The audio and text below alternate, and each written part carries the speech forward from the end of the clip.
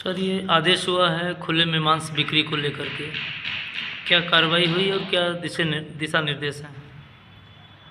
शासन ने जो निर्देश अभी जारी किए हैं कि खुले में जो मांस मछली आदि का जो विक्रय किया जाता है उस पर नियंत्रण करने के निर्देश दिए गए हैं और उसके अंतर्गत जो नगर पालिका विधि के अंतर्गत जो नियम है उसके अंतर्गत कार्रवाई की जा रही है। सबसे पहले मुनादी वगैरह करवाई गई है कि सभी लोग नियम का पालन करें और लोगों को समझाइश भी दी जा रही है, उनको नोटिस भी दिए गए हैं।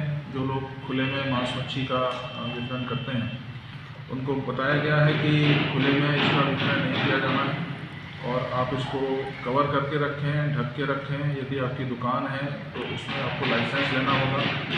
यदि आपकी लाइसेंस वाली दुकान है तो खुली ना रहे, उसको या तो कांच से कवर करेंगे, नहीं तो पर्दा वगैरह डाल करके उसको इस तरह से कवर करेंगे कि आने जाने वालों को उससे बाधा या उससे परेशानी ना हो। ये कार्रवाई लगातार हमारी चल रही है और अभी समझाने वाली कार्रवाई है, मुनादी करवाई गई है, लोगों से चर्चा की गई है, उनको बताया गया है और इसके बाद फिर लाइसेंस वगैरह उनको लेने के लिए प्रेरित किया गया है।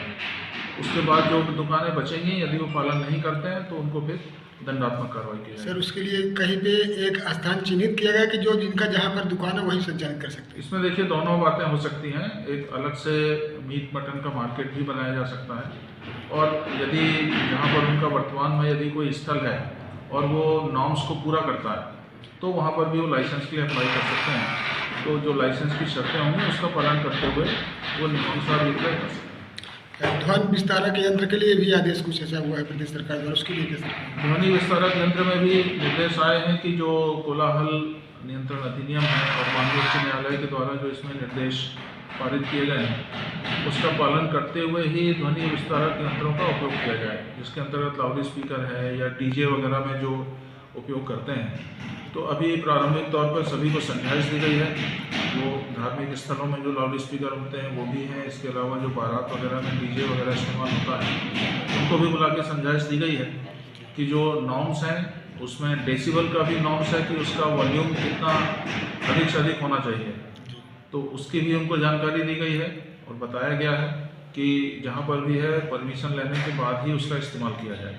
तो ये कार्रवाई अभी चल रही है, यदि कहीं उल्लंघन पाया जाएगा तो फिर उसमें कानूनी कार्रवाई की जाएगी। सर, शादी ब्याह में जो डीजे वगैरह बजते हैं उनके लिए भी कुछ परमिशन की व्यवस्था पड़ती है? परमिशन लेना पड़ेगी उनको। परमिशन लेने के बाद और जो नॉर्म्स हैं कि वो यदि वो डीजे चला रहे हैं तो 2 से ज़्यादा बॉक्सेस इस्तेमाल नहीं कर पाएंगे और उसका भी जो साउंड है वो जो डेसिबल निर्धारित है उससे ज़्यादा नहीं होना चाहिए। यदि उससे ज़्यादा होगा तो फिर कार्रवाई होगी।